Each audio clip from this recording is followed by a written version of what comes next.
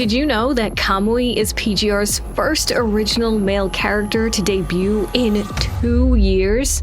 Well, it's been about 1 year in global due to the synchronization, but Wanshu Lucid Dreamer released on May 30th, 2024 on the Chinese server. Although this game used to release a steady number of male characters once upon a time, that number has since dwindled to about 1 or 2 per year, and that apparently includes collabs. The Devil May Cry boys took up last year's slot, but after a 6-year wait for a new frame, Kamui finally returned. This is how Kamui Aeternion conquered the main playable character of Punishing Grey Raven.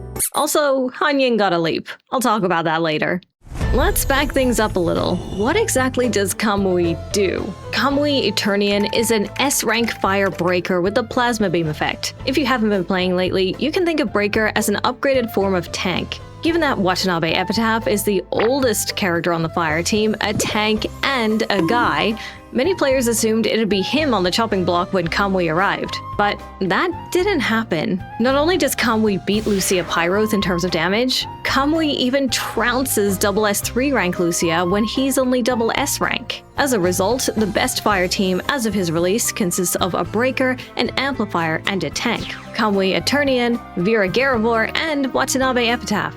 For the first time in forever, 2 guys are meta on the same team. What is this, 2024? If you've been keeping up with PGR, an attacker being kicked off the meta team might not come as much of a surprise. After all, Teddy did the same thing to Chu, and now the Ice team is 2 amplifiers and a tank. And the addition of Rosetta made the meta Dark team a breaker, amplifier, and a second amplifier or tank. That is, if your Bianca isn't SS rank. So what's going on? Why are attackers losing their spot in the meta? Well, the first problem is that new characters are always stronger than old ones, regardless of their class. Second, while the support class was upgraded to Amplifier and the tank class was upgraded to Breaker, Attacker is still just Attacker. Attackers lack utility, so if they aren't dealing the most damage on the team, it's better to replace them with someone who can buff the team or shred enemy shields. But it might not be completely over for Lucia. After all, Alpha's new frame is coming soon, and she could be the answer attackers have been looking for. But in the meantime, Watanabe stays on the fire team and Lucia is relegated. Okay, but what about Kamui's secondary damage, Plasma Beam? Plasma Beam is an effect, which you can think of as another type of lightning element, but for highly specific content, an effect that Lucia Pyroth happens to share with Kamui. Surely that means Kamui and Lucia get to share a team here, right? Well, unfortunately for PGR's poster girl, he trumps her there too. They don't call this Punishing Grey Raven for nothing. Now, the Plasma Beam team consists of Kamui Aeternion, Lilith Demonissa, and Nanami Startrail. He's just that strong. Lucia still has some staying power for superfans who have her at SS rank, or maybe even SS+, but for most players, this is her official exit from the meta. That's not the only unexpected thing about Kamui. He also comes with this unique UI feature that allows him to condense his long list of orbs into just a couple of buttons. This is great news for both keyboard and controller players. Previously, I erroneously reported that this would possibly be coming to all characters based on how the devs worded things, but it looks like it's just Kamui for now. You can adjust it from his skills menu. Hopefully, this feature will be expanded to include all characters, as it's a huge boon to anyone not playing on mobile. Like with most characters these days, Kamui's signature weapon provides a significant upgrade. On top of a big damage bonus, it smooths out his rotation significantly, giving him enough orbs to use his signature twice within the amplifier buff window. With the right memories and skill, he can even use his signature 3 times in a rotation thanks to this weapon.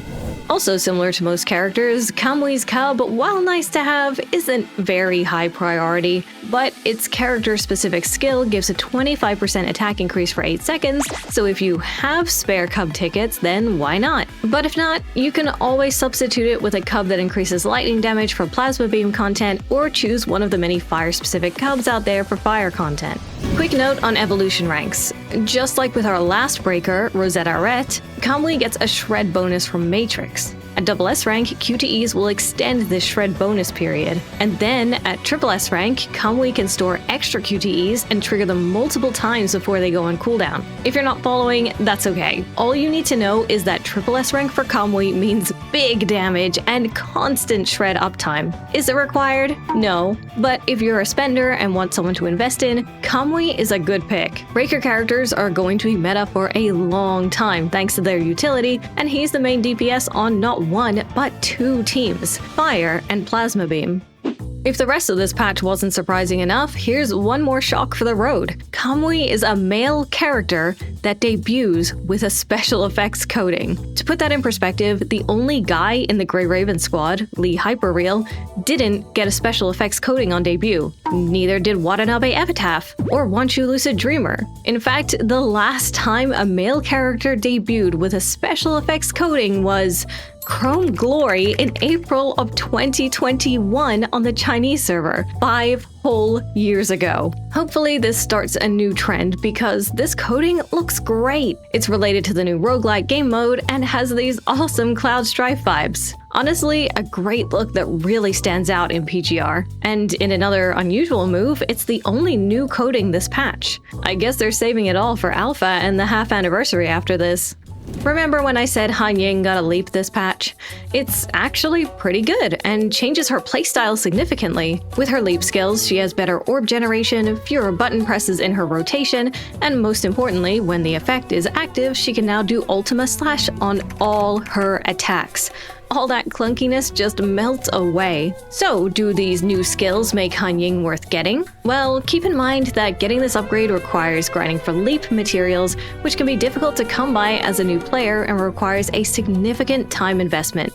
Not to mention, Han Ying is pretty old at this point and could be replaced at any time. Sometimes, characters receive leaps and get outclassed just a patch or two later. On the other hand, sometimes characters stay meta for so long it makes players beg for them to get replaced, and the leap skills are the only thing making them viable. It's hard to say how long Han Ying's shelf life is, but she's definitely a dev favorite judging by how often she gets new codings, so who knows? She might be the next Karenna Nashir. If you don't have Han Ying already, it's probably better to save for a future character, recent amplifier, or breaker instead of spending black cards on Han Ying's Solace Tune. But if the opportunity arises, you may be able to get her for free from an upcoming selector next patch, as it's the half anniversary. However, if you happen to have Han Ying already, investing in the leap is definitely worth it. But this isn't a Han Ying video, it's a Kamui video. You've heard how good he is, but should you actually pull Kamui Aeternion? Well, you should pull Kamui if you want the strongest Fire team and Plasma Beam team, which will give you easy high scores for endgame modes. He's also a sound investment. Breakers are the newest role and have a lot of utility, meaning they're going to be relevant for a long time, just like amplifiers. Kamui's also just extremely busted strong, best damage dealer on both his teams. And lastly, he's the rarest drop of all, a male character. Of course, there are some reasons not to pull Kamui, such as you're waiting to pull him on the beginner banner with blue tickets, provided you still have your once per year blue target. He should enter the beginner banner pool in 2 patches, and that wait might be worth it if it saves you BC. After all, the highly anticipated Alpha is due to drop next patch, and while I don't know for certain, she's probably a Philo Tree character, which means she'll only be available for a limited time. Kamui, on the other hand, can be obtained later. And we even got some more insight about Kamui during a developer communication video. Click the video on screen to learn all about that.